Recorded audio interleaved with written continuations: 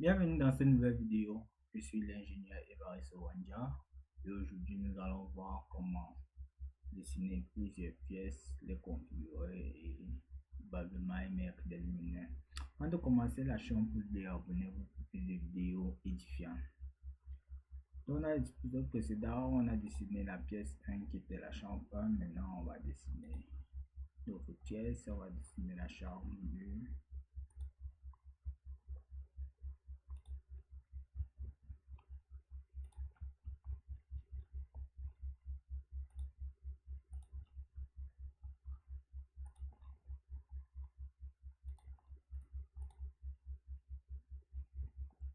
On va dessiner les toilettes.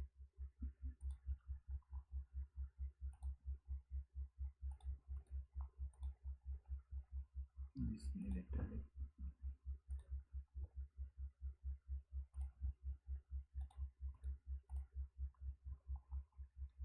Ok, on va se limiter là. On va partir dans la vue 3D.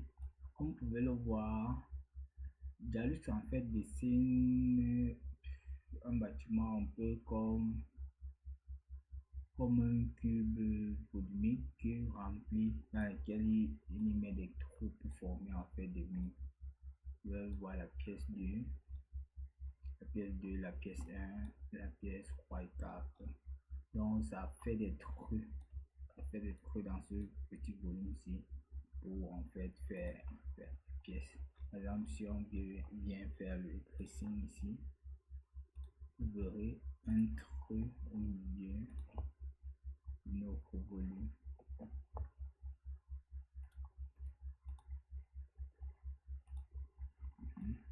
Voilà.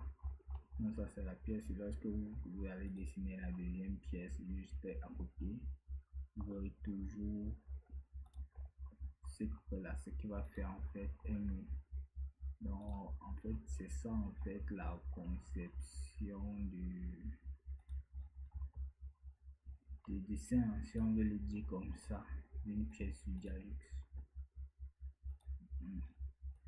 Ça ne dessine pas, ne fait pas dessiner le mur en tant que tel, mais ça te fait faire des pièces, donc faire des trous au milieu d'un volume qui forme en fait décidément le mur. Donc l'ayant fait, nous allons paramétrer les différentes pièces que nous avons créées, les 4 pièces pour aller plus vite. Donc nous allons venir ici là dans le menu zone, on va choisir une zone. S'il est possible de changer le nom, on va mettre chambre. Bon, ici là, la zone en fait c'est le volume désigné pour considérer en fait l'éclairage, si on veut dire ça, comme ça là. Et donc, quand on choisit la zone, on peut paramétrer en fait la hauteur de la zone. Paramétrer la hauteur de la zone. On peut paramétrer aussi le plan utile, même par rapport à l'éclairage. Paramétrer la distance du plan utile, paramétrer la largeur en fait du plan utile. Bon, les limites, les marges du plan utile. Quand vous paramétrez par exemple ça, vous pouvez dire qu'à partir de 30 cm, donc à partir des côtés, on va décaler de 30 cm. Donc ce qui vous fera qu'en fait, pour que zone en fait de calcul d'éclairement va se faire sur la zone jaune. Même chose ici, vous pouvez prendre. Ce qui fait qu'en fait, on fait ceci. Pourquoi? Parce qu'en fait, dans une pièce, lorsqu'on met un éclairage, l'éclairage n'est pas uniforme partout. Donc, vous allez remarquer qu'au niveau des bords, l'éclairage aura tantôt à baisser. D'où l'uniformité ne sera pas souvent très bonne au niveau sur toute la pièce. Mais plus l'uniformité ne sera pas bonne à cause souvent en fait des limites en fait de la pièce si l'éclairement n'est pas assez volumineux. Donc pour pallier à ça, parce que en fait souvent les activités ne se font, les activités dans une pièce ne se font pas souvent aux limites de la pièce, quoi.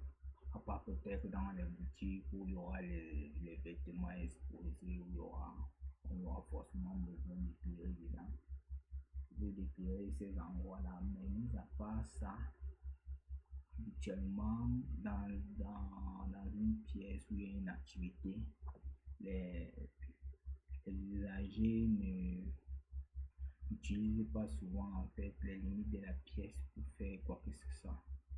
Souvent, vous allez voir une étagère là où ils viennent se prendre les livres et tout. Donc, c'est un passe-temps, mais c'est pas très considérable. D'où, ce que je fais souvent, c'est de mettre des marges, c'est-à-dire on fait l'éclairement suivant la zone centrale en fait de la pièce. Bon, ça fait pas aussi d'activité. Par exemple, ici, nous sommes dans une chambre. Donc, moi, je vais plus considérer que l'usager va plus en fait se contenter de se coucher ou se coucher ou bien marcher quelque part. Bon, quand il va venir prendre un crochet dans l'étagère, il n'aura pas, ça ne sera pas, il ne va pas faire ça de manière constante, très fréquente. Donc, on ne va pas rester au niveau des marches de manière courante, quoi. Donc, je néglige un peu cet aspect d'activité qu'il aura à faire là. Tout comme il peut avoir une activité ici, mais nulle part. Bon, bah. Donc, moi, je me concentre plutôt ici. En même temps, je pouvais en fait dessiner une zone rectangulaire que je dirais qu'en fait, on se limite là pour le calcul au niveau de la chambre. Et là, on va considérer, nous on avait les marches, c'est là on va mettre par exemple 0,2. Là, on va mettre 0,2. Bon, ici, c'est toilette.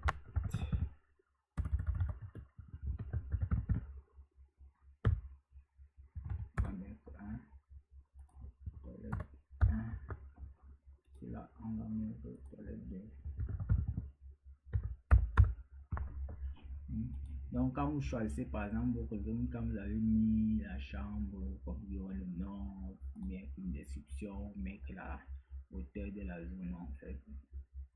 La hauteur de la zone, bon, la zone c'est en fait le volume qui sera considéré pour faire le calcul d'éclairement, quoi. Dès que vous aurez en fait défini vos coplats, tu la mettez à la hauteur des marches. Oui, ici là, mais configurant en fait l'utilisation de la salle. Là, nous avons une chambre. Dans les chambres, la configuration c'est plus ici. Dans aménagement de santé, chambre et chambre de maternité, chambre éclairage lecture, bon éclairage mais observation, éclairage général. On va laisser sur éclairage de lecture. On va venir ici, on va mettre la même chose. Chambre, éclairage de lecture, ici, toilette, les toilettes ça se trouve au niveau ici, salle de repos, salle sanitaire, toilette. Et on va descendre à ça. Voilà. C'est la forme de la zone environnement. Là, on va mettre chambre, on va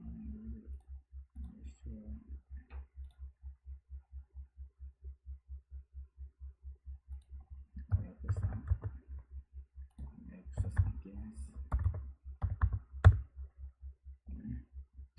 Ok. Et en fait, quand vous avez en fait défini en fait les pièces d'utilisation sur la norme, il suffit de venir maintenant choisir un luminaire que vous utilisez, que vous pourriez utiliser et l'insérer.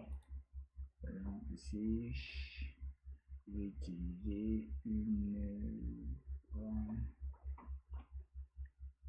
un spot de, je pense que c'est le tableau. C'est un spot 4 nits. Et puis j'insère faire des dispositions automatiques pour ne pas avoir placé à changer à chaque moment. Comme vous pouvez le voir, ça met automatiquement là, ça met automatiquement là, et ça met automatiquement là, ça met automatiquement là. Ok. Alors en fait,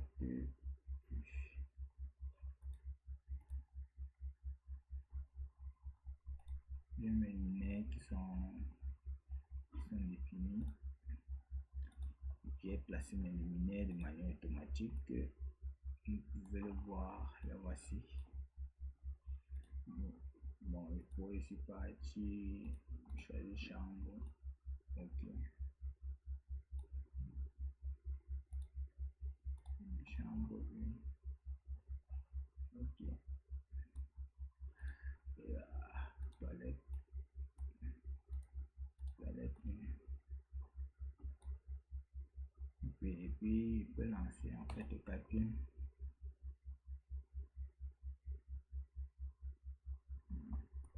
Vous pouvez le voir, on a 194. C'est pas par exemple tâche 1, je supprime tout ça, je fais complet.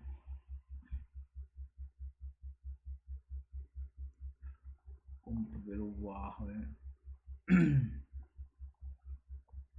la chambre 2 éclairement n'est pas respecté, mais ici là on a 268 au lieu de 300. 168 ici on a 200, ici on a 194, ici on a 257. Voilà. Donc là probablement il faudrait rajouter encore. Vous pouvez rajouter un spot.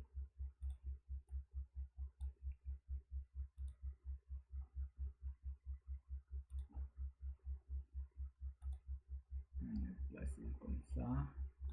Et ici on refait le calcul.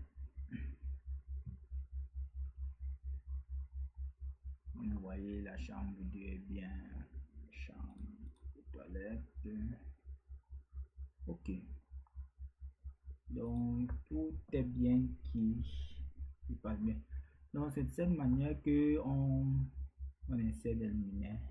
Bon, après la configurer la salle, en même temps, au lieu de choisir disposition automatique, vous pouvez choisir le type de disposition, soit rectangulaire. Ça va consister à quoi? Faire un rectangle et ça va positionner les lignes sur une matrice, soit de manière polygonale,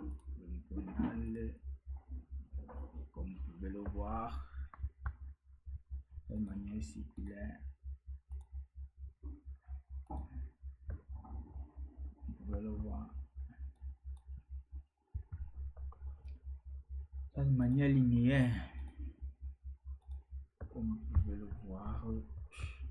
Bref, vous positionnez vos luminaires. Dès que vous avez positionné, vous pouvez régler maintenant le nombre, si c'est un magique, le nombre et la hauteur, la position, l'axe X et l'axe Y. Position dans la hauteur de vos différents luminaires.